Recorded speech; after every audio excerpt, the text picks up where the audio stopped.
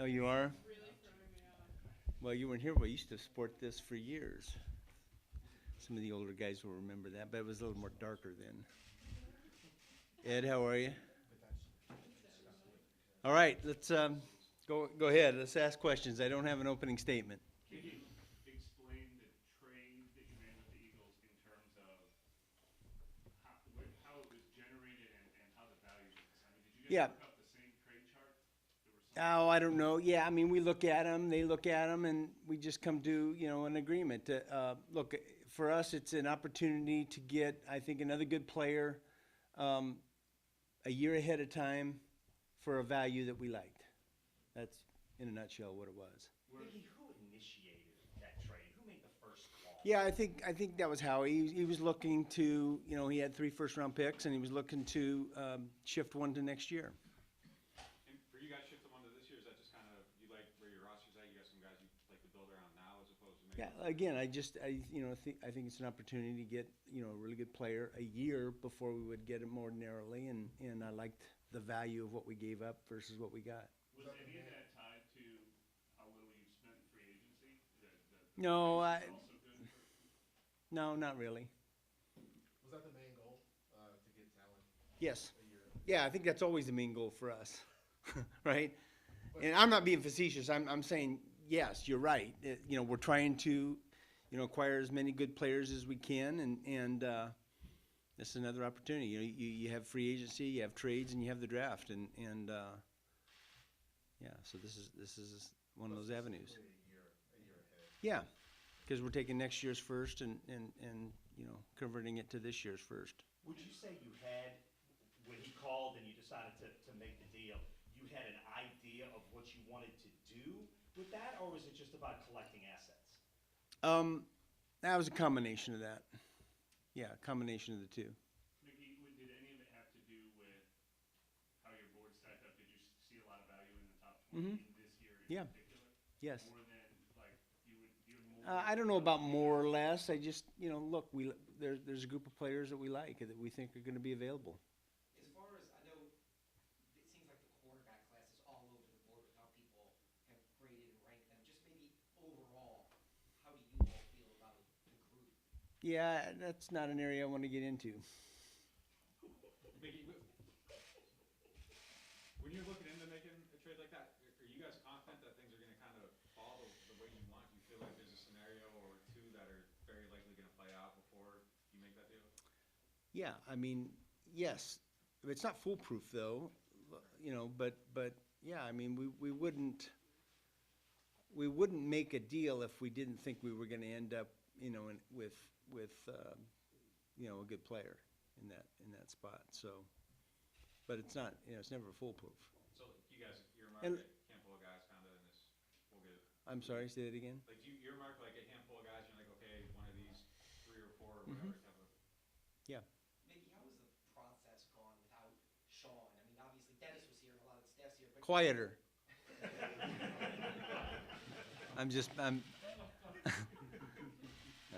I'm making a joke at his expense. Which is okay. It's been pretty similar, right? It's pretty similar. Because look, the process isn't just, the head coach, the GM, and the assistant general manager. It's everyone. It's all of our coaches. It's all of our scouts. There's a lot of people involved, and obviously the head coach is one of them and important, and Sean has a strong voice, but Dennis does as well. Mickey, from the time you said the Eagles had 3 and wanted to move one to next year, from the time they initially called you, how much lag time was there where you sort of sat down and looked at the possibility and figured it out? Was it a quick, easy decision, or was it something you sat on for? No, it wasn't long, but it wasn't short. It was, probably 4 or 5 days total, 3 or 4 days. I don't remember exactly, but look, we had a lot of discussion about it, a lot of review, and we were deep into the evaluation process already, so it wasn't like we had to go evaluate the draft in order to make that decision, but it was relatively short, I think, period of time. I'm sorry, can you you say what maybe the factors were that led you to go yes instead of no?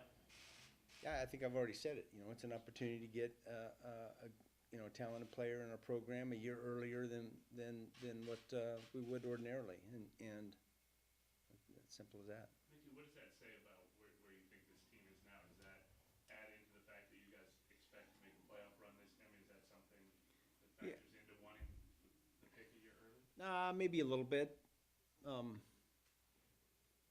Maybe a little bit, but not. I mean, look, I think in any circumstance we'd be evaluating that kind of opportunity and deciding whether or not it made sense for us. What are some of the challenges in picking so close together in the first round? You did it in 2011 with Cam and Mark. I think it's 24-28. I don't know if there's a lot of challenges other than, if there's a trade scenario that comes up, then you're talking about, well, which pick and what's the value, what's the difference in value if we traded, the earlier one versus the later one. And it's a little more compressed in terms of time, but I don't think there's anything real significant about who you're picking or which position, because look, that's already done, before we get to draft day. We can't, we have them in order. We know, the order that we want them in, and you're just waiting to see what happens. Nikki, how would you say the strengths of this draft line up with the areas y'all are most interested in addressing? Well, how can I answer that without giving you any information? That's your specialty. That's my specialty. Yeah, I think, I don't think I'm gonna answer that. That's what I think. Can you do it in general without identifying those positions? Well, yeah, look, I think at the end of the day, we're gonna get players at positions that we like. Is that good enough? And Mickey, last year, I know you said, and I'm just kind of paraphrasing here, I think you said there was like a clear 1 to 20 and then 20 to 50, depending on what team you went to. There Yeah. was a lot of players probably in that same grouping. Do you feel it breaks down that way this year, or do you feel that it's a lot more, closer in the grades on the players? I think it's pretty similar. Yeah, I think it's pretty similar. You guys brought in at least a couple of veterans, Tyrann Mathieu and Jarvis Landry, for visits at positions where there could be holes in the starting lineup, but haven't filled those. Is that different than any other years past where you tried to fill every sort of starting lineup position before the draft, or? Yeah, I think maybe a little bit different, and I think that's really just reflective of where, our cap position is in. So I'd say, yeah, it is a little bit different. Typically, we're gonna have our 20 or 30 off-season things that we wanna do, and we're gonna have almost all of them done prior to the draft, and I would say they're not all done, currently. So are there maybe more, if you still do must, wants, and needs, are Yeah. there maybe more vacancies on? Yeah, not many more, but there's, one or two. So many of the quarterbacks over the last 7 years who were drafted high are no longer with their original team. When you're evaluating that position, do you draw any conclusions about why that might be? Does that influence how you think about a certain player, about where you might draft them? Yeah, look, I think what it says is that it's a tough position to evaluate, and there's a lot of variables involved. And so I think it does affect you a little bit because, look, we all want, particularly a first-round pick or a second-round pick, we want them to be contributors to the football team. And so you're looking at, hey, what's the floor of a particular player and what's the ceiling? And so there's risk-reward. And certainly it affects how you think about it. So with that in mind, do you think more time, no matter what draft it is, has to be spent studying that position? I think that's reflective on how, what your desire is to get the particular position, I think, is part of it. But we spent a lot of time on the quarterback position and every position every year. So I think that, our group's pretty thorough in our evaluation. But But I would say that, you know, depending upon your need, you do spend a little more time at those positions. Like at this stage of the game, is it kind of in the barn, or you still as Yeah. staff have like work to do? Oh, we're still up there tinkering, yeah. But I think it's pretty much, you know, it was pretty much set. Now it's just a little tinker here or there. How deep do you go into hypotheticals of what everybody else is doing? Yeah. in the permutations? How Yeah. many layers? We're talking about that, you know, it's a little bit of a, exasperating because, you know, all of a sudden you're talking about these different things and mock drafts that you're doing, and then you hear some wild rumor and like, what? Guess we better talk about that. So, yeah, there's some. Is the door still open for free agency after the draft, or are you open to fill everything over the next couple days? Yeah, I think, you know, we're gonna find out, yeah. But here's the thing is, you know, when we get done with the draft, we're still only gonna have, you know, 70, I forget what the number is exactly, but we're gonna have roster spots available, so, yeah, there's still work to be done after the draft. And was anything about the trade just about maybe how free agency played out and some of the soaring prices? And I know you guys want to get the cap in order. Was that maybe about getting cost control happening? Yeah, you know, I think, listen, that's always a factor. That's always a factor, but yeah, having young players on your roster that are contributors at rookie deals, I mean, that helps your cap. And so, yeah, it's a little bit of a variable, but it wasn't, I wouldn't say it was the overriding reason that we made the trade. As busy as you'll be tomorrow night, will you be able to keep an eye on the Pelicans? Yeah, we will. We will. We'll have that in the corner, absolutely. Can you just talk Really about that dynamic? Just excited for them and you know, David and Willie Green and Trajan, and just, man, to see a young group like that come together and, you know, just be so gritty and tough, and the way they play is it's really fun to watch, you know, as a fan. And then when you know the people involved and you know how hard they're working, and then the response to the team that the city's had has been fabulous. Look, people don't even ask me about the draft. They ask me about the Pelicans, and I think that's pretty cool. Except you guys, you're asking me about the draft. That's not cool. Do you know anything about that 2011 draft when the Hornets were playing that same night? Do you remember much about that? I probably should, but I don't. That was the same night? Yeah, I don't remember. Mickey, how do you come up with the value for trading a 2023 pick, trading a 2024 pick?